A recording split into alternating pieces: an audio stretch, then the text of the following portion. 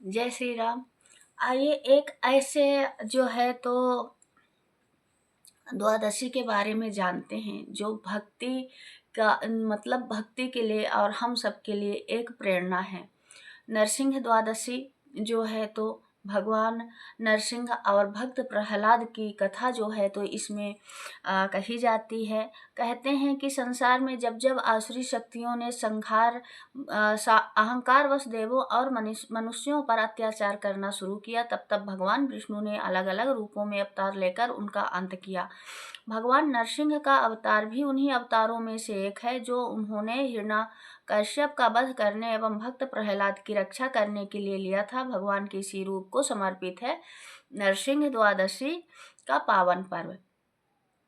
आइए जानते हैं कि कब है नरसिंह द्वादशी।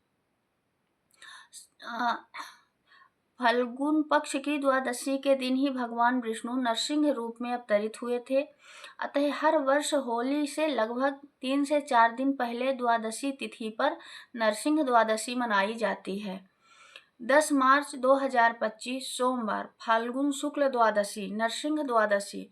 आइए नरसिंह द्वादशी का जो है तो महत्व जानते हैं। विष्णु पुराण के अनुसार भगवान श्री हरि का नरसिंह अवतार उनके 10 अवतारों में से चौथा स्वरूप माना गया है। ऐसी मान्यता है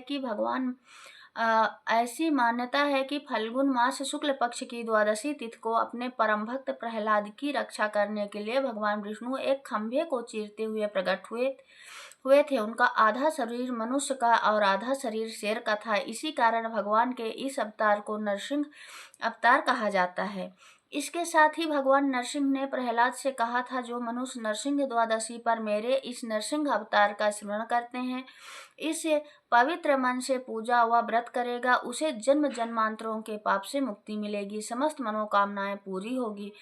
नरसिंह द्वादशी के व्रत करने के लाभ। जो जातक नरसिंह द्वादशी का व्रत करता है उन्हें जीवन में सांसारिक सुख मिलता है और मरणोपरांत मोक्ष की प्राप्ति होती है। नरसिंह द्वादशी के दिन आस्था पूर्वक भगवान नरसिंह का स्मरण करने वाले भक्त को अपार धन संपत्ति मिलती है। नरसिंह द्वादशी का व्रत एवं विधिवत पूजा करने से ब्रह्म हत्या जैसे महापाप भी मिट जाते हैं। ऐसी मान्यता है कि जो जातक इस दिन नरसिंह देव के मंत्र का जाप करता है उनके समस्त दुखों का निवारण होता है। नरसिंह द्वादशी पर सच्चे मन से पूजा करने वाले भक्तों की भगवान नरसिंह प्रहलाद के समान रक्षा करते हैं। आइए नरसिंह द्वादशी की पूजा विधि देख लेते हैं कि भगवान नरसिंह की पूजा कैसे करनी है। नरसिंह द्वादशी के दिन प्रातः काल उठकर नित्य कर्म व स्नान करें। इसके बाद स्वच्छ कपड़े पहने और भगवान नरसिंह का स्मरण कर नरसिंह द्वादशी व्रत का संकल्प ले। इस दिन पूजा के लिए फल फूल धूप दीप अगरबत्ती मेवा कुमकुम केसर नारियल अक्षत पीताम्बर अवश्य एकत्र करें। अब श्री हरि के नरसिंह स्वरूप की विधिवत पूजा करें। नरसिंह देव को प्रसन्न करने के लिए नरसिंह देव के मंत्र का जो है तो जाप करें। इस दिन भक्त प्रहलाद और नरसिंह की कथा का पाठ अवश्य सुने या करें।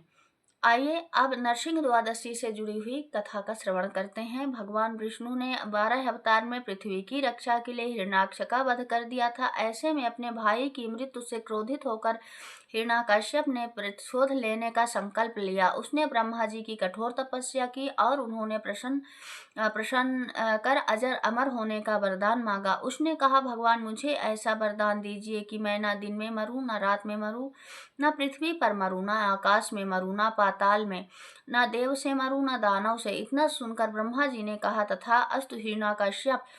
ये वरदान पाकर हिरण्याकश्यप ने स्वर्ग पर आक्रमण कर दिया, जिसमें देवता पराजित हो गए। अजय होने के कारण हिरण्याकश्यप तीनों लोकों का स्वामी बन गया और उसे अपनी शक्तियों पर इतना अहंकार हो गया कि वह स्वयं को सर्वशक्तिमान समझने लगा।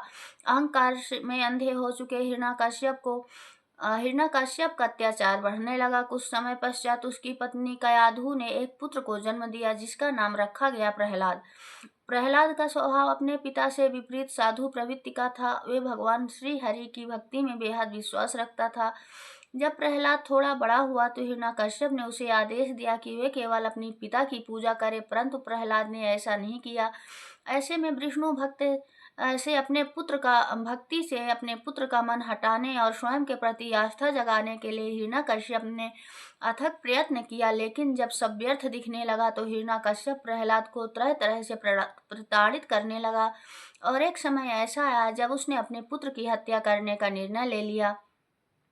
हिरण्यकश्यप ने प्रहलाद को कभी ऊंचे पर्वत से धकेला तो कभी अपनी बहन होलिका के साथ मिलकर उसे अग्नि में जलाने का प्रयत्न किया, किंतु श्री विष्णु हर बार अपने इस परम भक्त की रक्षा करते थे। प्रहलाद पर भगवान की अद्भुत कृपा देखकर हिरण्यकश्यप की प्रजा भी भगवान विष्णु में आस्था रखने लगी।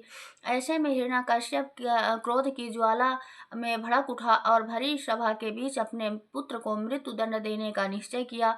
उसने प्रहलाद को एक खंभे से बांधकर कहा, तू कहता है कि तेरा विष्णु कण कण में है, यदि ऐसा है तो तेरा भगवान इस खंभे में भी होगा, तो तू अपनी रक्षा के लिए अपने भगवान को पुकार। इतना कहकर जैसे ही हिरण्यकश्यप ने अपनी गदा से खंभे पर प्रहार किया, उसी क्षण प्रहलाद ने भगवान विष्णु का स्मरण किया। स्मरण करते ही गोधूलि के समान खंभे को चीरते हुए भगवान विष्णु नरसिंह अवतार में प्रकट हुए, जिसमें उनका आधा शरीर मनुष्य का था और आधा शरीर शेर का। भगवान नरसिंह ने हिरण्यकश्यप को अपनी जांघों पर रखकर उसकी छाती को अपने नाखूनों से फाड़ कर वध कर दिया। तो यह थी नरसिंह द्वादशी से जुड़ी हुई जानकारी और भगवान नरसिंह की कथा। आइए हम लोग भी प्रार्थना करते हैं कि जैसे भगवान विष्णु ने अपने भक्त प्रहलाद की रक्षा की और जैसे उनकी श्रद्धा की उन्होंने हमेशा लाज रखी, वैसे ही भगवान विष्णु हम सबके प्रेम और श्रद्धा भक्ति की वैसे ही हमेशा लाज रखें। बोलिए भगवान विष्णु की जय।